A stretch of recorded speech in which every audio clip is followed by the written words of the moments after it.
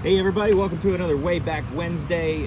So for today, we're at Pigeon Forge, Tennessee at the Titanic Museum, and we just got out of here, so we figured we'd do a quick video talking about the movie Titanic, which came out in '97, if I'm not mistaken.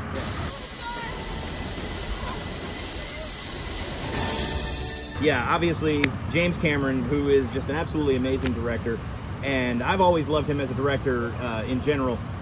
I've actually been on this tour before. Bob here, has not, and this was his first time going through it. Bob, what'd you think of that?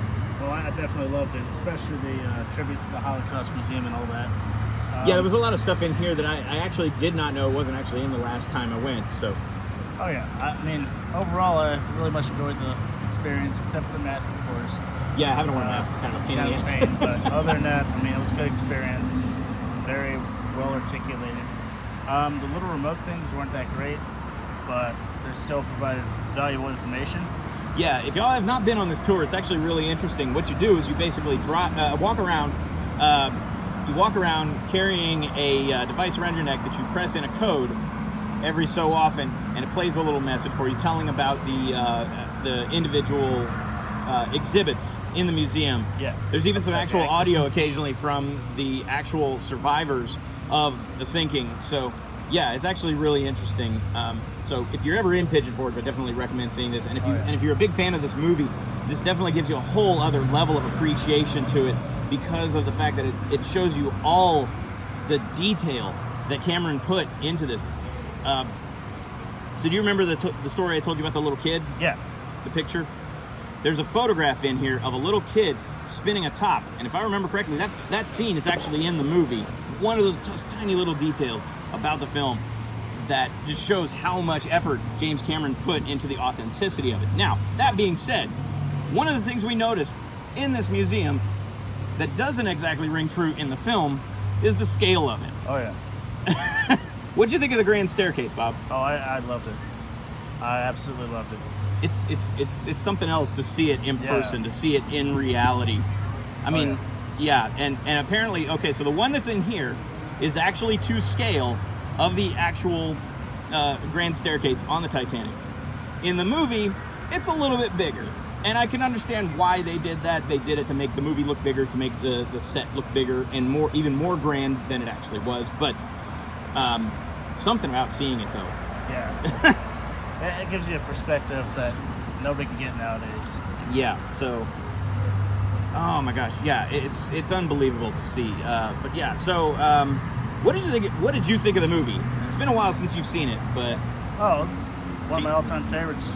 You know, when I was a kid, I'd have to rewatch it over and over and over. It's one of those movies you played a few times. Yeah, it's now from the teenager's years. I mean, I would have done that too, but if you know what I'm talking about.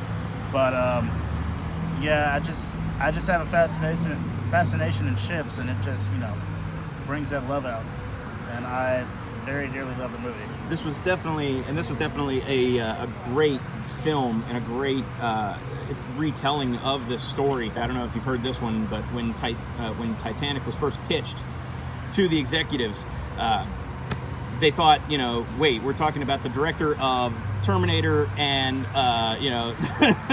all these big action films with a bunch of explosions, and we're going to do a movie about a ship sinking and with a love story and everything. Where's the Harrier jets flying in, blowing stuff up? No. Yeah. But needless to say, this was a big deviation from what Cameron was used to filming. Yeah. So, oh yeah. So it was a big risk for him, especially considering he put a lot of his own money into that. Have you heard that? Yeah, he actually does expeditions, I believe. Yeah, the expeditions that were all the footage you see of the actual Titanic are real. It's real footage where he actually went down there with Bill Paxton, with the crew. And yeah, that was all financed out of his pocket, and he paid some of the actors out of his own pocket too. I don't know if you know that. I believe it was what is her name? Kathy Bates. Kathy Bates was paid out of James Cameron's own pocket. A lot of his own money was put into that film. Yeah. There's a rumor that while he was editing the movie, he had a razor blade taped to the editing machine and a sticky note on the razor blade that says, "Use only if film sucks." Yeah. And it does. How bad is that? It's like, dude, oh my God, yeah. He knew that not only his career was over if this movie failed. Yeah. Oh my gosh. So, excellent movie as always. Cameron is, you know, in a league of his own. Cameron's, yeah, I don't know. I have a lot of reservations about the chance of actually working with him. I feel like if I actually made it as an actor and had the chance to work on a James Cameron film, I'd be both thrilled and terrified at the same time. I've heard the horror stories on working with this man. Favorite part of the movie? Shoot. I would have to say it depends on what your emotions are like that day. If you're looking for happy-go-lucky, of course, you know, the departing of the ship is one of my favorites. Oh, okay, the departure. You have the departure. I said departure. Yeah. That when the ship departs and you have all that energy, thrill, and stuff like that. But if you're like in a different kind of mood that day, you know, the ending is very morose. It brings a lot of perspective into it. And like, how bad is your life really when all these people drop dead on a cruise throughout the world? You know? So, all right. So, how about this? What would you say was the most dramatic part for you in the movie? Like Hollywood dramatic or actually dramatic? Like what part hit you the hardest emotionally watching that film? Like, what's the most memorable thing? When you think of all the dramatic moments in that movie, what's the first one that comes to your mind? When I started kind of doing the montage of, like, you know, like as you said, like the Macy's couple. Yeah. Bed, and then, you know, the ship is breaking apart. Ida Strauss and that was Ida Strauss and just when like everything goes to hell, that's when you know like it's a fan. I was actually gonna say the same thing. Yeah. That's my favorite too. Yeah. That moment. Okay, so if anybody doesn't know this, the old couple that you see in the movie laying in bed together as their room is flooding, that is a real life couple. And one of them was actually the founder of Macy's department store. The husband, was actually the founder of Macy's department store. And the story goes that she had the chance to leave, but didn't because she did not want to be separated from her husband. So she opted to stay on board, give somebody else her seat on the lifeboats, and stayed with him. And that's the backstory of that. Apparently, there was more of this in the film, but that was one of the things that unfortunately had to get cut for time.